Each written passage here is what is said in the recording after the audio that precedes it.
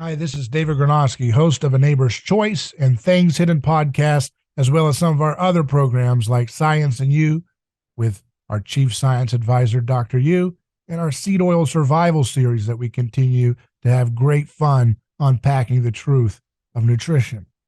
I wanted to give you a quick little message saying we appreciate all the support that we get from our uh, monthly contributors and our one-time donation supporters.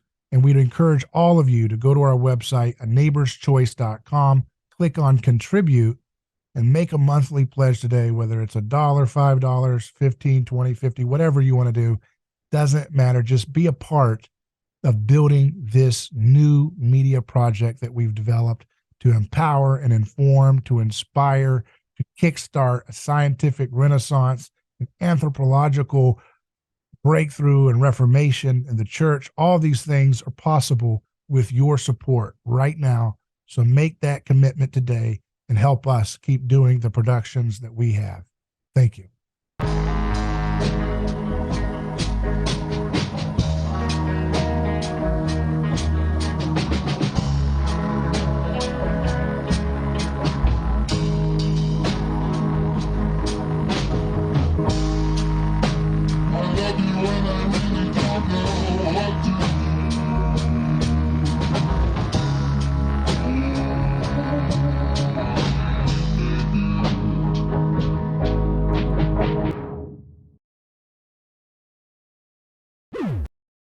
Well, we are joined by Shane Kennedy. How are you doing, brother? Doing great. What about you, sir? I'm doing fine. Happy 4th of July to you. Yes, thank you. And happy 4th of July to you too. Thank you. Thank you. So, yeah, how's everything going with you, my brother? Oh, it's great. Preparing to celebrate Independence Day today. I'm Nice. going to a fireworks show in a Oh, yeah. at a friend's house later on today to celebrate Independence Day. It's actually one of my favorite holidays of the year. Oh, yeah. The fireworks. Oh, it's like the American version of Diwali. Yes. So, yeah, we want to talk about the 4th of July today a little bit. And we want to compare it to other revolutions where the 4th of July, how America got its independence, it's through a revolution, right? And Right. like anyone who's read history, there's lots of revolutions that has happened throughout history, but we can fairly say that the American Revolution was very unique in a lot of ways. So a lot of people say that there are two revolutions that has changed the world. One is the American Revolution, and the other is the French Revolution. Mhm. So a lot of people draw similarities between the two, and both revolutions were against uh, monarchs, and they were well, they were very impactful in history. But I want to focus on something that's often overlooked, is that the key differences between the two. So one thing that sticks out to me is in the French Revolution, it was primarily anti-Christian as far as I can see, because Mhm. a lot of clerics were persecuted, a uh, uh, lot of people were, you know, butchered on the streets. They were executed. I don't recall that kind of ritualized, with the guillotine and everything happening in the American Revolution. It was primarily a military affair, the American Revolution. So that's off the top of my head. And as someone, I'm sure you are pretty knowledgeable in this area. So what would you say? How do you think the American Revolution is different from the French Revolution? Well, the you know first, you're absolutely right that the French Revolution was was a combination of a political revolution and a cultural revolution all wrapped up into one. You know, actually, something I was reading about probably a few months ago was, which is something I hadn't realized how deep the French Revolution tried to go. They tried to abolish the 7-day week. Because they wanted to eliminate any final remnants that would exist of the previous order, what they called the ancient regime. So and what that was, they wanted to root out Christendom.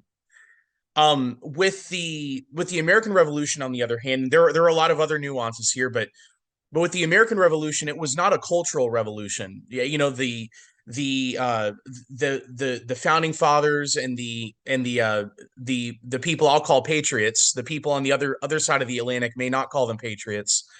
But they viewed it purely as a political thing. They were not trying to root out the old world influences, or at least for the most part, they were not looking to root out the old world influences in their culture.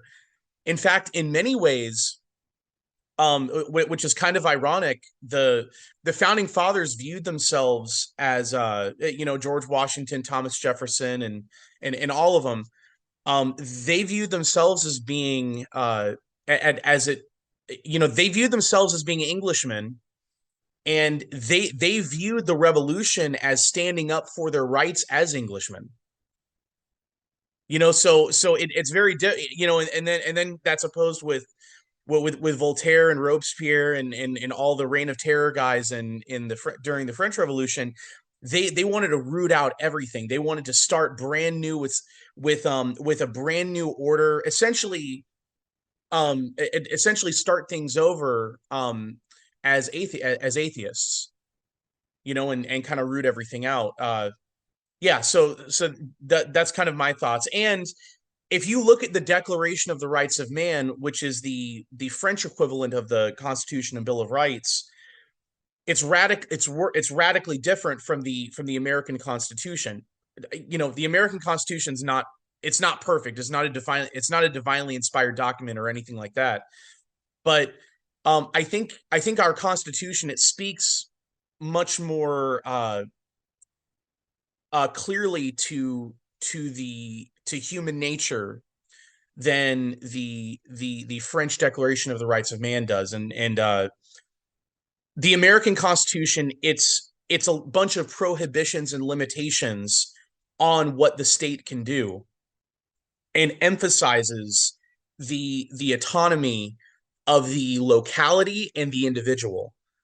And the French Declaration of the Rights of Man, on the other hand, it spells out the powers of the state, and it spells out the responsibilities of the state, and then it defines exactly what rights the individuals have, and that's it. Like it's very it's a totally different perspective. They view they're very heavy-handed on the idea that your rights come from a social consensus, and then on the American side, at least among the founding fathers were not homogenous, so you had varying opinions, but most of the founding fathers said, look, we establish we consent to the existence of a government, of a state, to secure the rights that we can't secure ourselves, or that it would be difficult for us to secure ourselves for the sake of civilization. That the state is not an advancement necessarily, or a progression to a higher level of existence. The state is viewed in the American tradition as being kind of a necessary evil that's to be limited within a cage. Yeah, that's very fascinating. And oh yeah, you are definitely spot on when you say, like, the American Revolution wasn't as cultural as the French Revolution was. And the things that you mentioned, like, they were quite literally I won't just say that they were trying to stamp out Christianity. They were trying to replace it with a new religion.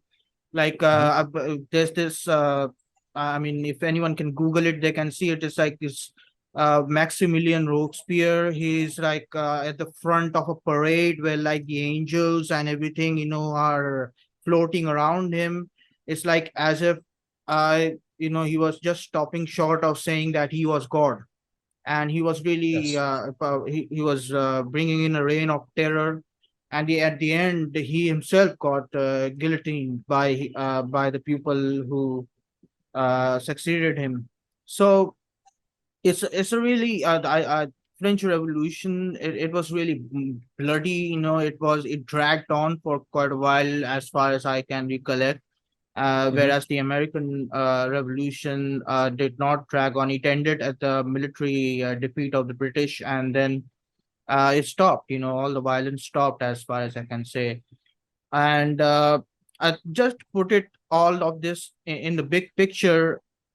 How would you connect both revolutions, and if you balance it, and if you relate it to Christianity's history in general? Would you say that Christianity had big role to play in both of these revolutions? And if so, what how would what was the nature of those roles Christianity played? So, in France, there was a heresy called Jansenism that was that was ravaging. It originated. I think it originated in France, but it ravaged France and the French church in particular. I think it was like the century leading up to the French Revolution. And essentially what Jansenism teaches, without going down a rabbit trail, is that God is extremely distant, and is only and is primarily wrathful. And I can't help but think that widespread heresy, that really it spread quite a bit through France. I mean, France was still a very pious country, but that heresy in particular, it really ravaged the country. It ravaged the church in the country, and I think that in many ways that weakened the church in France, and caused scandal and confusion. And wherever there's scandal and confusion, Satan inserts his cloven hoof, and uses Mhm. that as a means to sow chaos and destruction. I'm not saying that it goes back to that one particular thing, but I It's one think of that, the key things that they did. Yeah. yes, yeah, because if that heresy hadn't ravaged the nation, and really harmed the frame by which many Christians in the country viewed their relationship to God, I can't help but wonder, would someone like Robespierre, or would someone like Voltaire have become an atheist? I mean, this it's purely speculation. But I think that was one of the pathways that opened the door, to because Christianity was so integral with the French culture. It was so incredibly intertwined, and that's one of the reasons that the revolutionaries said, well, we have to root Christianity out of this thing, because if we don't, then we're going to end up, this revolution will end up failing. So we have to completely wipe everything out and start over. And thank goodness they were not successful in it. Uh, Yeah. Mhm. yeah. And then, now there is a principle in the Western tradition called subsidiarity. Have you ever heard of that, Surit? No, no. So Mhm. it goes back a lot further, but it was kind of in the West, it was kind of codified by Thomas Aquinas. And I actually wrote down the Oxford definition of it, because in understanding America, in understanding the American Revolution, I think it's really important. So subsidiarity is the principle that a central authority should have a subsidiary function or a lesser function, performing only those tasks which cannot be performed at a more local level. It's the idea that if a regional if a regional governor can handle a policy issue, then it should be handled there rather than by the king or rather than by the federal government. If a policy issue can be handled at a very, very local level, then it should be handled there rather than at a regional or state level. And if it's an issue that can be handled by the individual rather than the local government, then it should be handled by the individual. And this is integral in Christendom. You know, this is a principle that it doesn't get talked about a whole lot, but a lot of what we received in America from Great Britain, in spite of Great Britain having had their Reformation under King Henry VIII, we inherited things like common law, which you guys probably inherited common law, correct? Yes, right. Okay. We still follow the same framework of the government set up by the British. So therefore, democracy and all of that. Yes, and it's interesting that because common law it's a very local, it's a very local level thing, and case law, it really originates. It's a consensus of a bunch of local decisions. It's not really you have a Supreme Court, but that's only the Supreme Court only rules in very, very rare cases, but it's biased toward the local level. And in the English tradition, you have the whole concept of localities tax themselves, and localities represent themselves, and this whole idea of that more power, more power is supposed to be vested in the locality than in the than up the chain. That's not just a British notion. Yeah, the British didn't invent that. That's a Christian notion. And when you look at the American Revolution, they wanted to preserve that. In fact, the arguments, whether they were correct or incorrect, the arguments of the founding fathers in America was that the British had violated, the rule of that they had violated the principle of subsidiarity. In other words, they had violated local autonomy, the British, and they were continuing to. In the French Revolution, on the other hand, they wanted to eradicate subsidiarity, and they wanted to create a centralized command and control government. Oh, that's interesting. And these are very important historical facts that you bring up. And also, like, one thing that came into my mind as you were speaking is like the British didn't invent these things, and it surely was Christianity. And despite all of their faults, we can thank them for in some ways, because of the heritage that they passed on. Despite their, like, we in the modern world, we have this tendency to look at history as either black or white. But if we're to look at it objectively, we can see the good things too. For example, when the colonizers came into the New World, and not just the New World, basically all over the world, the one of the first things they put a stop to is the sacrificial rituals in all of these tribes. And that wasn't them, if like, for example, when you compare their rule to say the rule of the Ottomans, let's say, when the Ottomans conquered the eastern parts of the world and even some parts of Europe, they couldn't be least bothered with putting a stop to these local practices of discrimination and infanticide, all of these horrible practices that were in existence in the ancient world. They just wanted to, make sure, like, okay, like, let them do their thing, but make sure they pay their tribute on a timely basis. The British weren't like that, and I would say, like, this is not because they did not do this. It sort of like went against them in a lot of ways.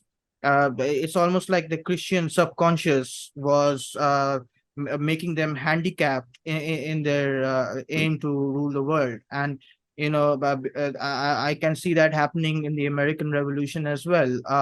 When the American, like you mentioned, when the states rose up in revolt.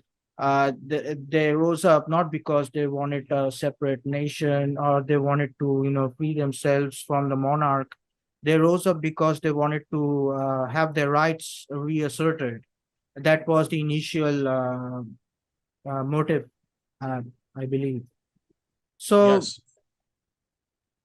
it's very interesting. And wh- why do you think uh, the French Revolution turned out? I mean, of course, you mentioned the heresy as well, but at the same time, I couldn't have wondered, like, why was Europe so bloodthirsty in its, in its revolutions, in its resentful attitude towards the monarch, as opposed to the Americans, who did not really, care about wiping out all traces of the British. They took whatever cultural things that benefited them from the British. Why do you think there was such a contrast between the two? Like, and like, we can also go into the modern world as well. We can see the European worldview of, this what Nietzsche called ressentiment. It's like almost invading the American culture as we see today. So, like, we see this, uh, total total you know uh, lack of discourse, shouting slogans, and just not wanting to speak to the person of the opposing worldview. I think that's coming from Europe in a lot of ways, because Mm. of that revolutionary, mindset, like perpetual revolutionary. Do you see that happening in America throughout history? And if so, like, when did it start? Um, as far as the spirit of resentment setting itself in, kind of setting up shop in America. That is hard to say, but I would probably argue that it started when America began transitioning from being a republic that was very loyal to the principle of to the principle of subsidiarity. When America began the very slow transition into morphing itself into an empire, because the founding fathers of America were very anti-imperial. They did not they actually it's funny because one of the things America one of the things that's a part of American identity today is it's something called manifest destiny, which is a word that is used to refer to that it was that America was destined to fill up the continent from the Atlantic to the Pacific. Well, if you go and look at a lot of the founding fathers in that generation, they were very much opposed to expanding the United States beyond the original 13 colonies, because these were men that were very steeped in history. These were, the founding class of America, of the United States, were they were fluent in Greek and Latin, and very, very well read in the classics.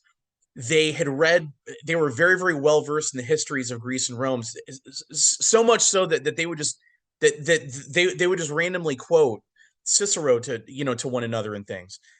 And they were very much aware of what led to Athens transitioning into the empire, which led to the downfall of Athens.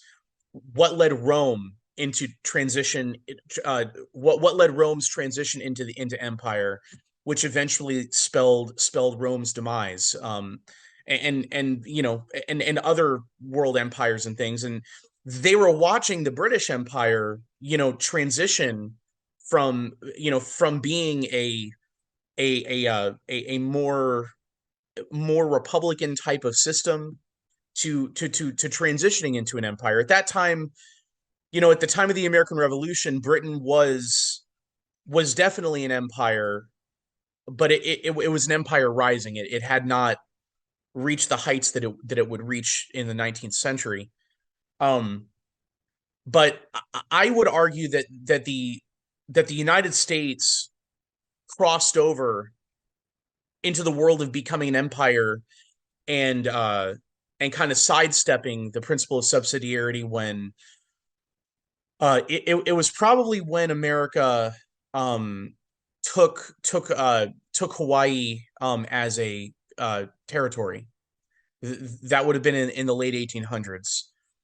Prior to that, you had a lot of Americans that wanted America to become an empire, but there was enough sentiment, there was enough loyalty in the country to America's founding tradition where people would say no, America is not an empire. It's not in her blood to be an empire. But eventually, down the road, you ended up having the America's ruling class eventually ended up changing their mind and saying, well, entering the war to fight the Spanish in 1898, that's a good idea. And America ended up collecting Cuba, Puerto Rico, the Philippines, the America prior to the Spanish-American War was radically different from America afterward, because America had these territories spread all over the world. Prior to that, America only had Hawaii. Yeah, So and yeah, it's interesting how when the nation begins to adventure abroad, that's usually when proper and moral governance at home begins to wane and fall apart. yeah, I mean, like we can see this happening today as well. Like foreign policy affects your local level governance, whether at the federal level Yeah. or even at the state level in some cases. So yeah, I mean, there's another objection that people come up with. I wouldn't say objection, but like a kind of uh a kind of anti-American thinking, is that like there was this person that David interviewed some weeks back, a very educated person, very smart person, and David was interviewing him about exorcisms and spiritual warfare. And this person, a very knowledgeable guy, like I said. But this one interesting thing he said, that when asked about should we seek to preserve American tradition or something akin to that, this person said like uh, America was like a Freemason construct or something like Mm. that. So I guess like there's some truth to that. I don't know the exact history of it. But do you think like the American Revolution was like the French Revolution? It was aimed philosophically at the concept of throne and altar. Like this is the uh, Middle Ages worldview about government, right? Like you can't separate church and state, that kind of thinking, right?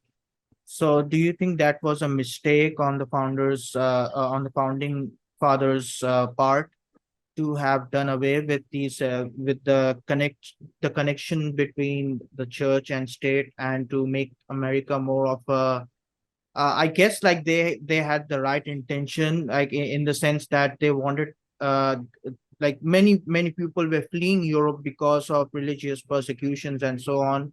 A lot of Catholics were fleeing from places that were where they were facing Protestant persecution, and vice versa. Mhm. So do you think it was a mistake to do away with that connection between church and state? A lot of the new right, if you hear them, they'll say like that was a mistake, right? They want like especially the monarchists, right? The trad Yeah. monarchists, they want the monarch. They want an American monarch, who is also a traditional Christian or something like that. So, sir, that's a really good question. So when we're looking at the scale of the United States, of the size of it, it's a huge territory. I mean, you're talking. We're talking about a country that's just unbelievably large. Like, America, India, China, Brazil, Russia are probably, and well, Canada's large, but it doesn't have a really big population. But I'd say that America is more like uh, Russia, India, China, and Brazil, in the sense that we're a large country with a large population. And, you know, if you try to centralize too much power, it can end up spelling disaster. And that's what the founders had in mind. And and you're absolutely right about the Freemasons. There was a lot of Masonic influence in the founding of America. But the good thing is that in the American system, and this is actually something a lot of people don't know. This, like Virginia, up until I think it was like 1820 or 1816 or 1810, it was somewhere in there. The state church of the state of Virginia was the Episcopal Church, the Anglican Church.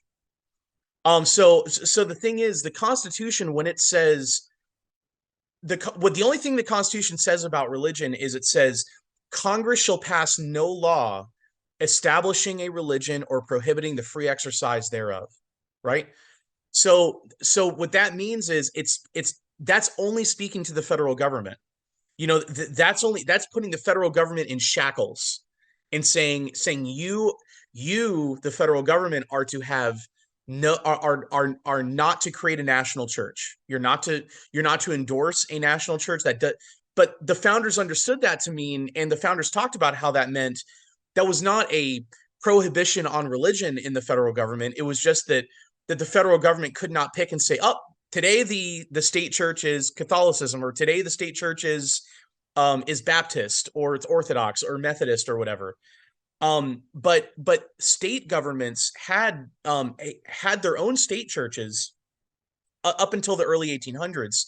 But like, opening assemblies and opening public schools with prayer and things, that was a very, very normal activity, because the only prohibition was on the federal government. Now, a lot of states ended up on their own, adding a clause into their state constitutions that said that they were not allowed to have a state church, like kind of mirroring the federal government. But that in no way meant that the influence of the church was to be stripped from the state. The whole idea was to remove the influence of the state from the church, because the founders viewed that as being one of the principal problems in Europe, was that you had monarchs that were interfering in the affairs of the church, and you had monarchs that were interfering and saying, "Well, I want that bishop. I don't want that one." And you had monarchs like King Henry VIII, who started his own church because he wanted to get divorced, what, 9 times or something, or and so that was very much in the forefront of the American founders' minds. Um, so so as far as having, the separation of church and state as it's understood today, it's a construct from the 1950s in America. It was not a part of the lifeblood of the American Republic that was founded. And again, and there was a lot of Freemasonic influence in the founding of the United States. That's absolutely true. And Mace and the grievous error that the Masons promote is relativism, is saying that every religion is equal and that they all are common pathways to the same God. And that's absolutely not true. Um, but but the beauty of the American system is that the federal government, and what it does, it encourages the most power to be held by the localities and by the individuals in the country. Yeah, so in other words, the founding fathers simply could not imagine a nation or states, without the church. Like Right. during that time, it was unheard of that people would stray away from the church. Whatever church you might think of, they might stray away from it and build a totally independent thing that's totally far from holding itself accountable to any kind of something that's transcendent. So Mhm. that was simply like they simply could not imagine that.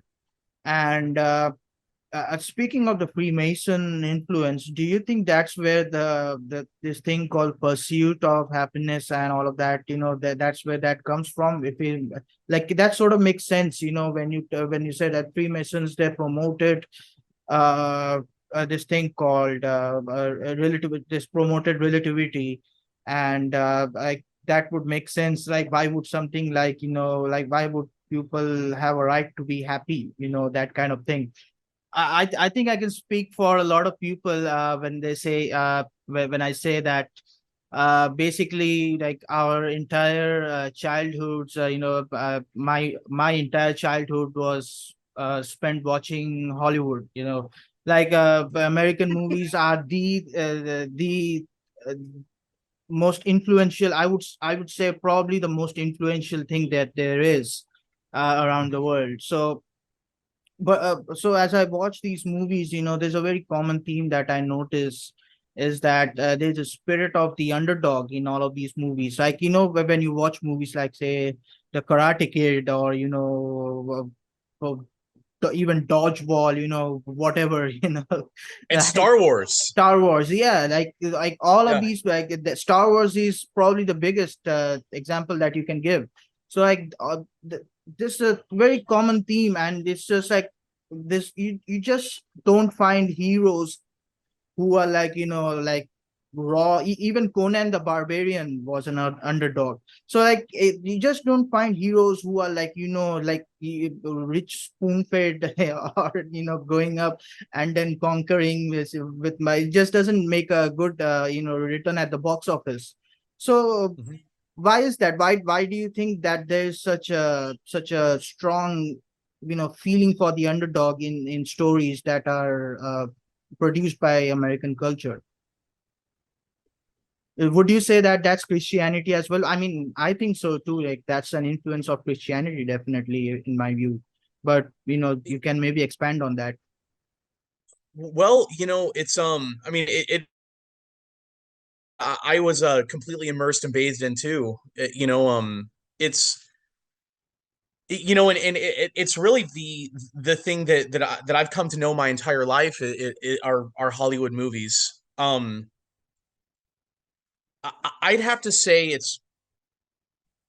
it's probably because the founding myth of America, and there's certainly embellishment in it, I'm sure, is that you had a whole bunch of people that were living here that were English. Yeah, they view themselves as being Englishmen, as having a certain set of rights established by the Magna Carta and the whole English tradition, common law, and everything.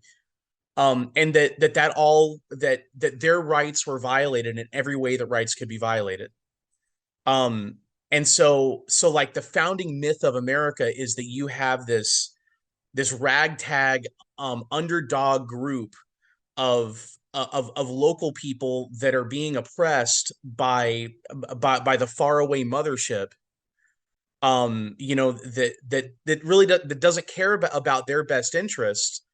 It's the whole idea that you're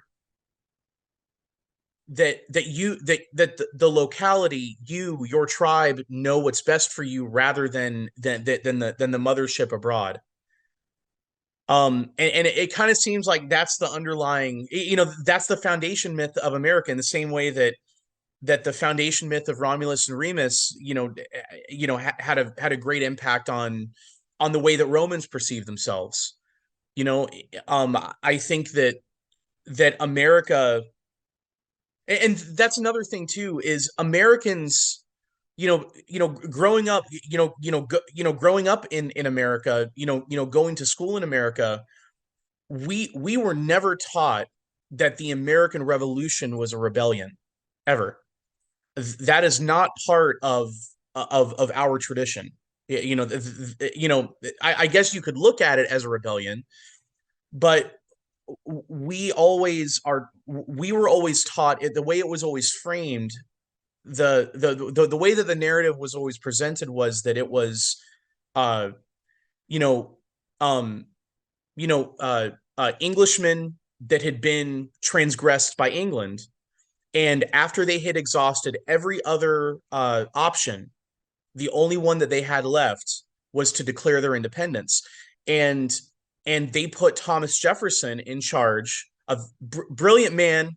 Don't agree with him on religion, Uh, but That'll get but you cancelled, bro. yeah, man, yeah. You have to say he But was a complete bad man. You have to say that he was the villain. He had slaves, bro. yeah, he was either 100% good or 100% bad. But but they put Thomas Jefferson in charge of very carefully articulating, as reasonably as possible, in the Declaration of Independence, the reasons why America declaring its independence from Great Britain was justified. Not only morally, but philosophically, and politically.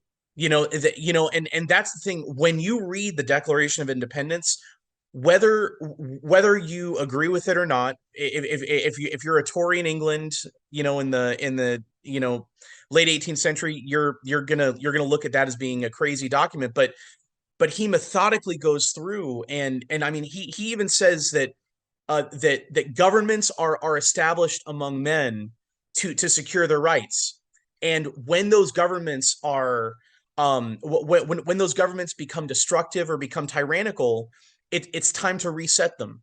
It's time to go back to the drawing board and either renovate it or start with a clean slate. That there's nothing sacred about the government. The only thing that's sacred is the individual, and de facto the God that endows the individual with the Imago Dei, which I'm not entirely sure if Thomas Jefferson believed in the Imago Dei. He had a weird set of beliefs, but but as far as politics go, I think You're he was saying he was okay. Illuminati? Yeah, yes, yeah. Listen, I'll go on record and say that Thomas Jefferson was Illuminati. Oh my God.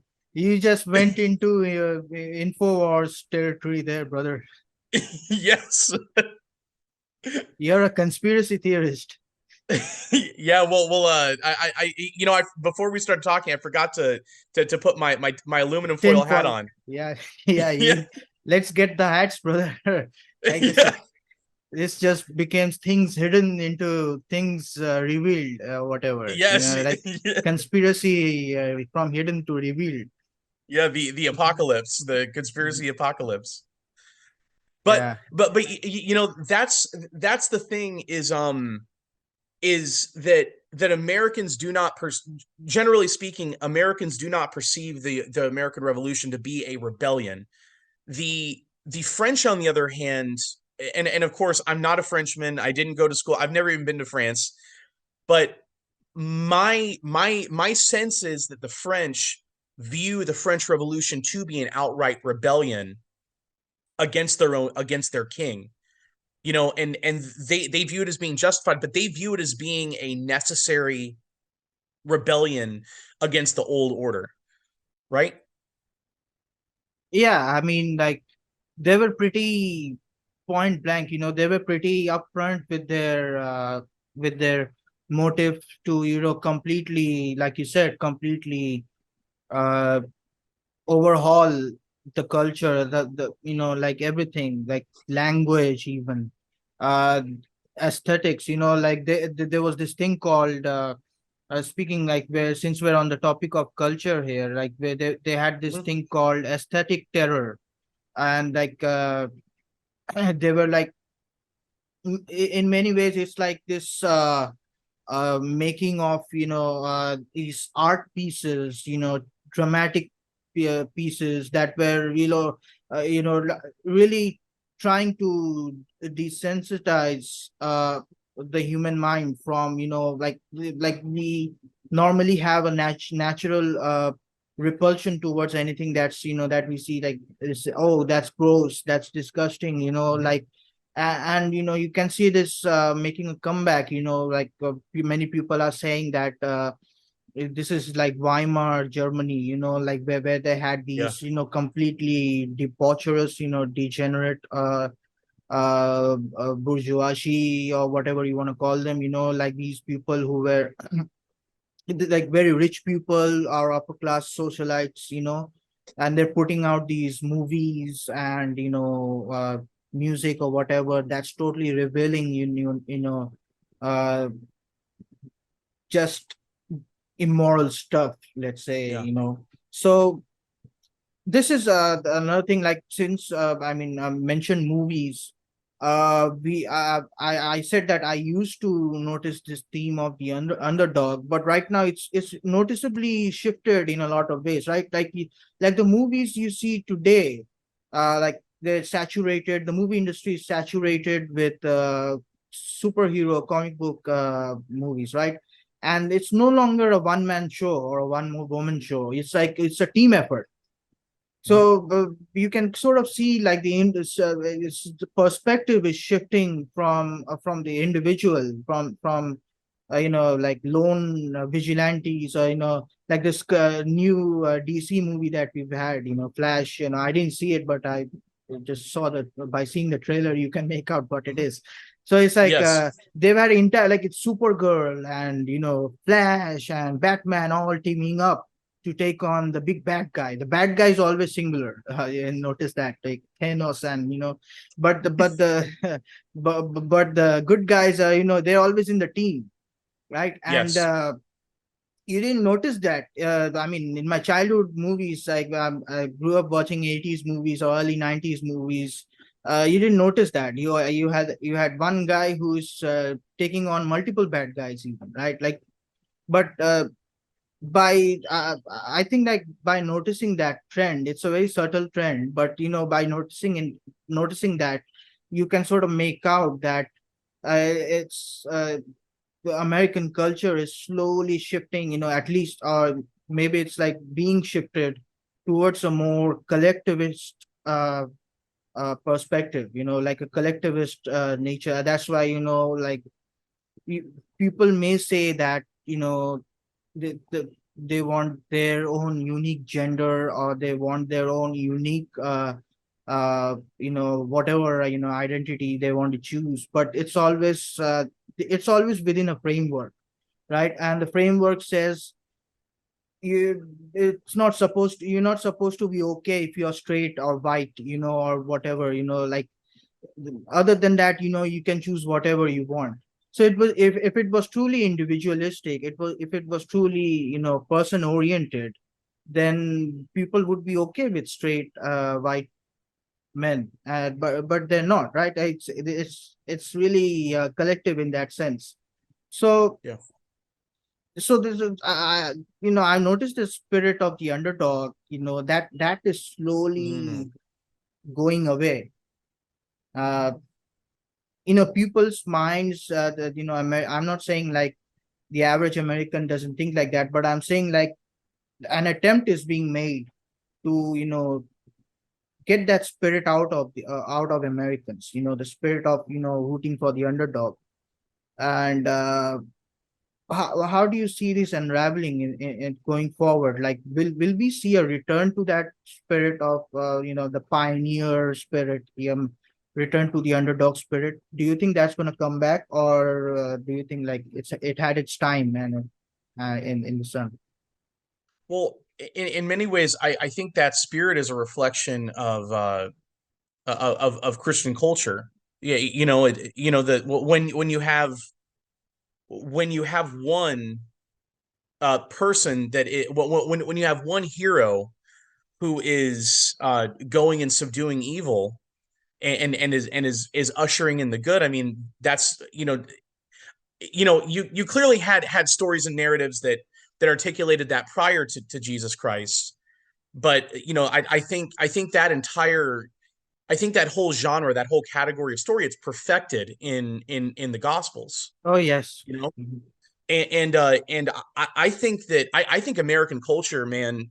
To tell you the truth, I think it's an outright rebellion right now against the Gospels. We talk about the French having gone into full rebellion against Christendom. Well, the unfortunate thing, and I'm right here in the mothership.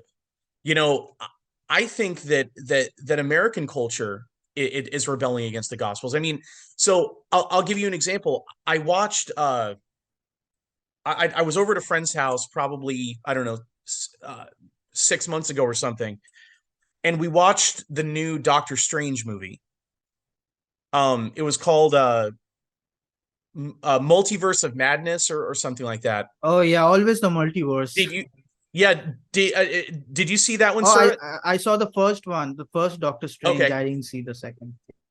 So the second one, it is full so it's full of the metaverse thing, which the metaverse thing is inherently an unchristian concept, and then it's full of occult stuff, which the first Doctor Strange movie had some Eastern kind of occult stuff in it, but it wasn't at the heart and soul of the movie. In the Universe of Madness movie, it's I mean he's resurrecting dead corpses, and he's possessing them, and everything, and he's doing deals with demons and stuff. I mean, that movie, it is a gateway drug into the occult. And I'm not, I'm not saying that we need to go and like go and You're saying try we to need to shut it burn. down. You're saying we need to burn Harry Potter books Yeah, yeah, because yes, yeah. Yeah, ironically, I was just at the Harry Potter theme park about a week ago, and had a great time. But in many ways, so here, let's talk about Harry Potter in just a minute. But the Universe of Madness, though, and it seems like this whole idea, these concepts that are being infused into the culture, mainly through the Marvel movies. These are wicked concepts that I think are designed to totally undermine the Christian faith. Now, so Harry Potter, on the other hand, is kind of interesting to me because, um, you know, how is a spell cast in the world of Harry Potter? It's through uttering a sacred language, right? Like Latin. There's a little bit of Greek yeah. in there too, but in many ways, I think that there is a relationship there between, it's clearly a British story, but in many ways, I kind of view it as a British literary take on their like medieval history. Yeah, Kind of like J.R. Tolkien's Lord of the Rings universe, where it's not, yeah. So yeah, it's not like explicitly pagan, but it's like Right. reimagined paganism in the light of Christianity, something like that, probably. Right. Yeah. Yeah. Yeah. Exactly. And the thing is, when I mean, think about it. If you're an unchurched Briton who just who maybe you went to an Anglican church a couple of times for like a baptism or something in your life, but you're really not steeped in the Christian tradition. When you go to a traditional Christian church, to a Catholic church, to an Orthodox church, um, and you end up hearing one of the sacred languages, you end up hearing chanting. You smell incense, and you hear bells, and you hear and you hear metal clanging and things. It's like you're peering into a totally different world, and in many ways, at least in my mind, I kind of think Harry Potter is sort of like that. It's almost like looking it's looking at the traditional Christian faith through a secular lens. Like, the whole parallel universe of the magical world and everything, how it's not a separate dimension, but it's there. It's almost like the kingdom of heaven, sort of. And Yeah, of course, this is all subjective, but and there are definitely things in Harry Potter that are probably not good. Yeah, but it's a story series that it's not my favorite, but it's one that I've always enjoyed. But in its essence, I think it's very different from the categories and concepts that are being promoted by the Marvel movies, which are very inhuman. Like the Harry Potter series operates with the assumption that there's only one of you. You know, that's a right. very Christian notion. That there is only one of you, that your life matters, and how you live your life matters. In the whole multiverse thing, there might be Yeah, 1,500 different surits. right. So the way that this surit lives really doesn't really matter that much. Yeah. So like there's one me living in the US and one me living in Mars or Europe, Jupiter or whatever, and it's Yes. like this whole multiverse concept. It's like an escape from reality if you really think about it, right? It's like, okay, like what's real and what's not. It's bringing the whole of reality into question. So like, like if you see something like Harry Potter or the Narnia books or Wizard of Oz, whatever, it's like the alternate dimension. It's interlinked with Mhm. the real world, right? So whatever happens to the protagonist, so in the other world happens in this real world as well. Like Mhm. it's not like he's that the hero is coming back with amnesia or something. He still has the Right. memory of the.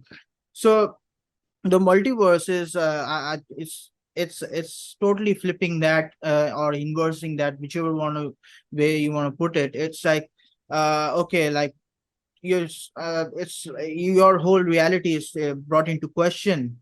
And on top of that, it's like if you look at it from the producer's point of view, it's really the excuse to uh, throw in a couple of like, oh wow, let's play on people's nostalgia, right? Let's bring back Mhm. Michael Keaton from the 89 Batman movie.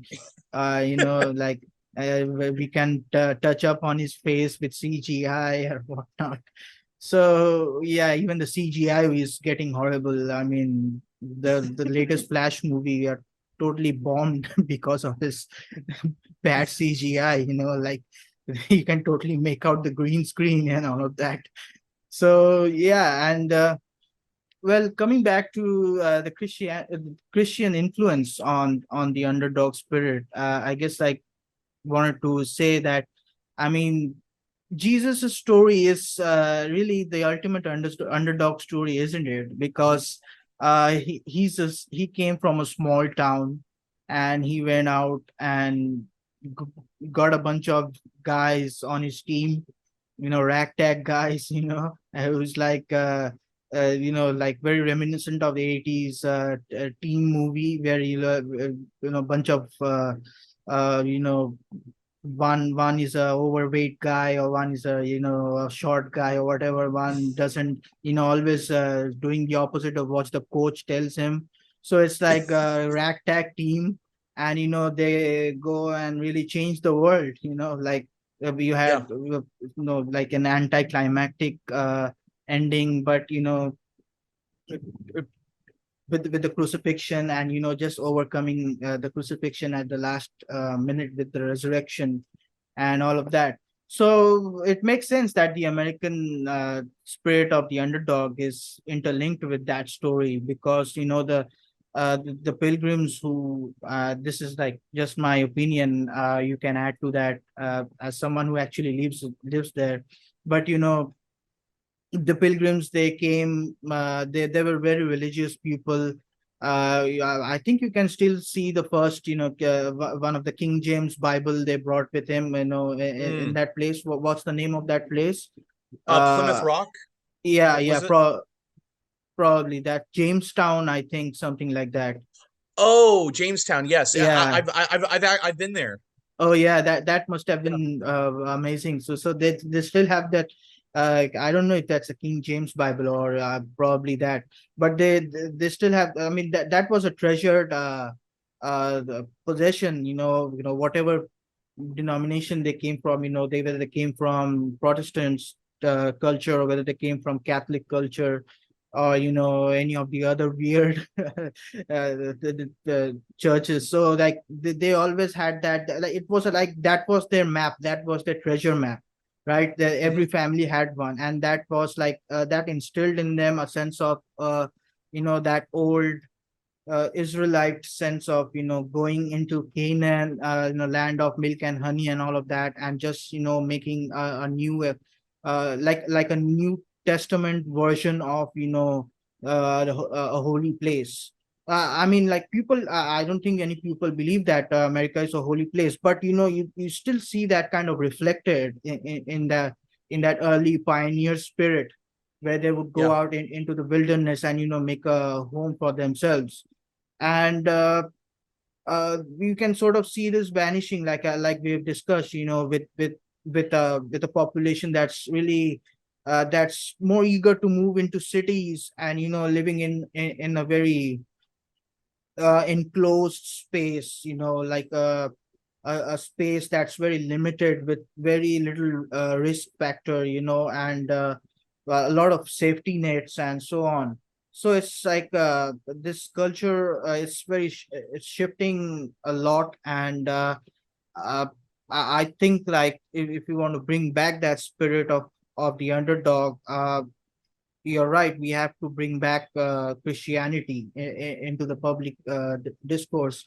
And don't you think that is already happening? Don't you think Christianity is slowly, like a lot of Americans, especially Protestant Americans, they are going into, like you guys often talk about, they are going into the more ancient forms of Christianity, say like the Catholic Church or the Orthodox Church. They're going into somewhere where they know what the boundaries are. They know where the space, the sacred space, where it exists, and where they should be, respectful of that.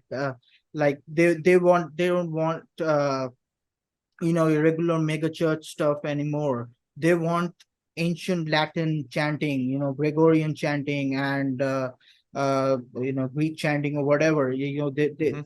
They want that to feel that sacred uh you know uh sense. So what do you make of that? What do you make of that decision, to that's this slowly growing decision of especially young American males?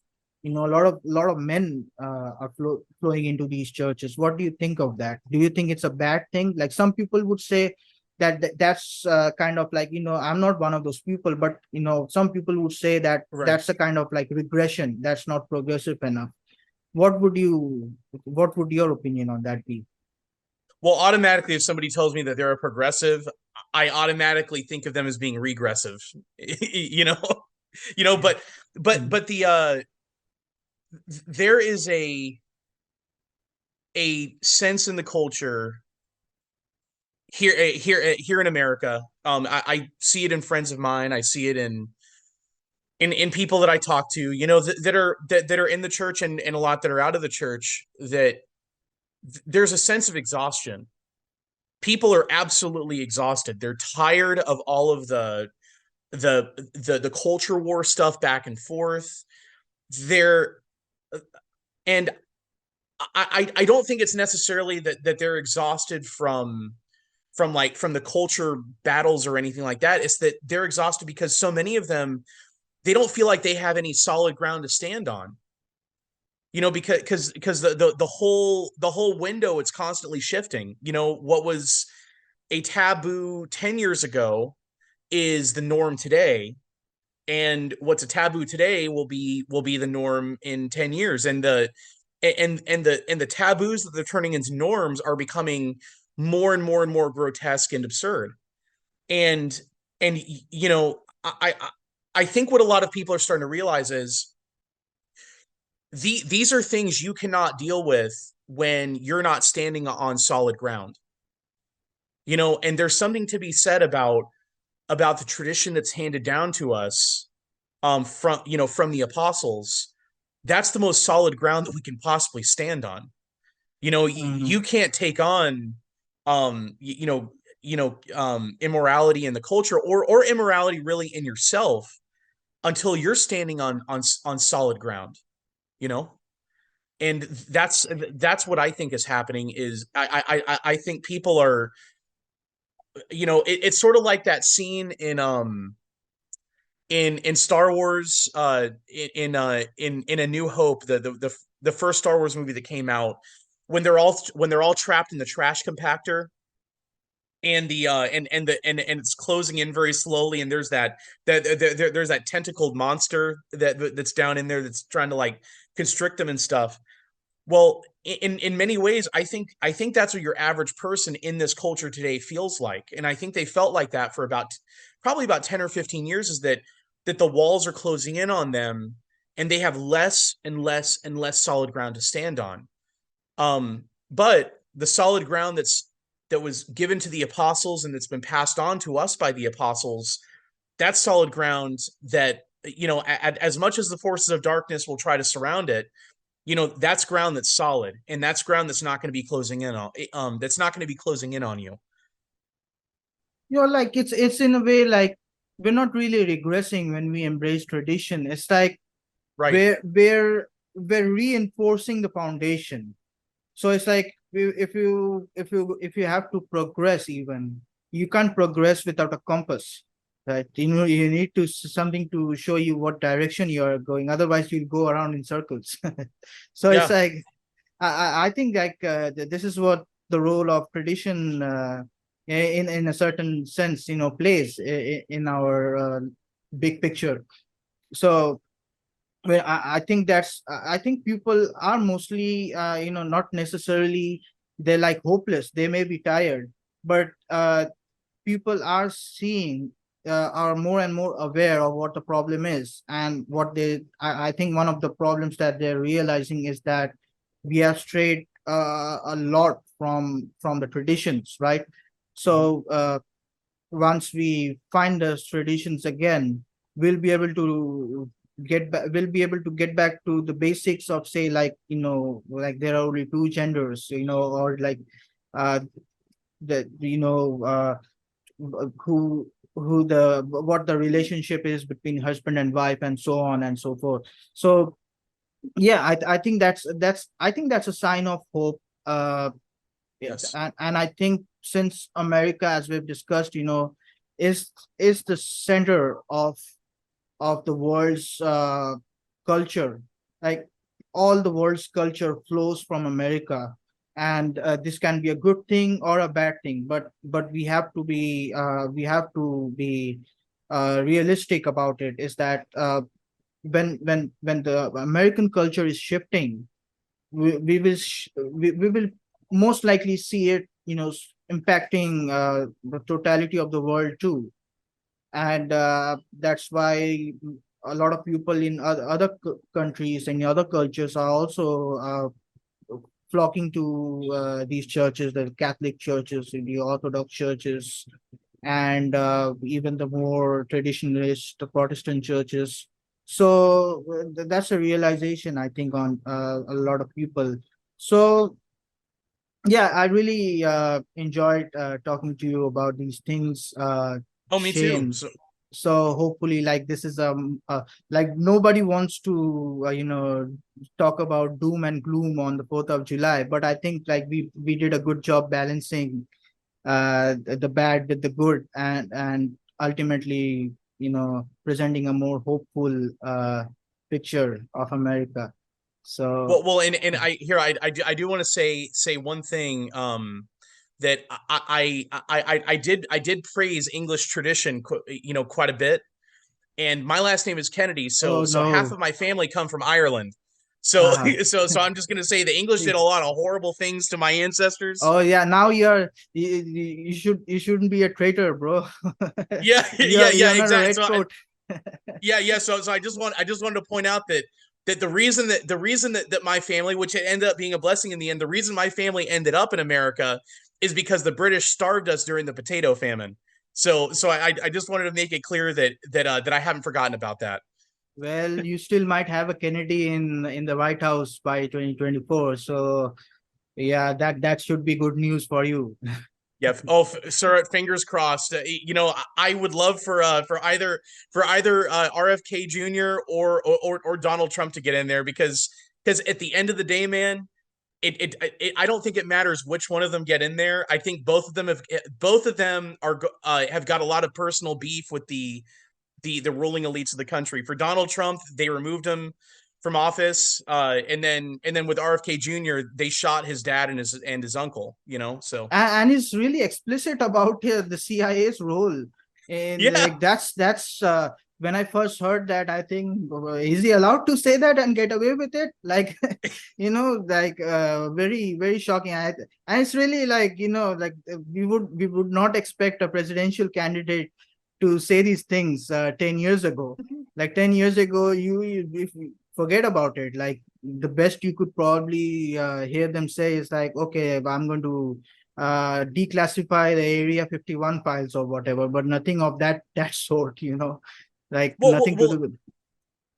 and sir, at the end of the day, I think that's the best of the American tradition is that Oh yes. is we don't view the state as being a sacred thing, and the last century, the state has tried, the state, the administrative state, the CIA, the Pentagon, the State Department, everything that the federal government, they've tried to set themselves up as being this all powerful, transcendent, sacred national government, but the average American person, as uneducated as the average American person is, they still won't accept that because it's part of our tradition to not view the Yeah. state as being sacred. Yeah, You the know, state is open for everything. Like, you can mock it, you can like, this is like, at least in America, they don't send you up to the gulags for making a cartoon about Joe right? Biden falling down the stairs or anything, right? Or in a lot of countries, like, you go off to the prisons with you if you do even that sort of thing. I can see that's happening in my country too, bro, no joke. I mean, it even happens here. Really? Yeah, you can't, you have to be very careful about making fun of politicians, but in America, you can get away with, I mean, I'm shocked sometimes, but things you can get away with. So yeah, over there, so I say, it's desacralized so much. And I think, again, this is the influence of Christianity, because Jesus, Yes. because of during Jesus's lifetime, the state's role in his crucifixion, it's sort of like penetrated the minds of men in Western cultures, cultures where Christianity became predominant, and they have instinct, desacralized the state to a lot of degree. I mean, some part of sacralization is there, of course. We still have national holidays, no, state specific holidays, but but at the same time, it's not obligated. It's not made compulsory on the average person. So I mean, the fact that Trump became president is like the pivotal point, and the sky's the limit. It's So great. yeah, Here, I want to say one final thing. Mhm. I can come off as being very critical of my country. And David has been accused of that too. But the thing is, when you love something, when you really love it, and you really believe in in that thing and what it stands for, when it's not living up to the standard that it should live up to, it upsets you. And you can come off as being its harshest critic, but you're its harshest critic because you love it so much. That's the only thing I Absolutely. wanted to say Mhm. is I'm very proud of my country. I'm proud to be an American. I love my history. I love my tradition, and it bothers me whenever my country doesn't live up to its own values. So that's it. Amen to that. Well, it's a pleasure talking to you, Shane, and hope we do You, this Stuart? again. Yes. All right, take care.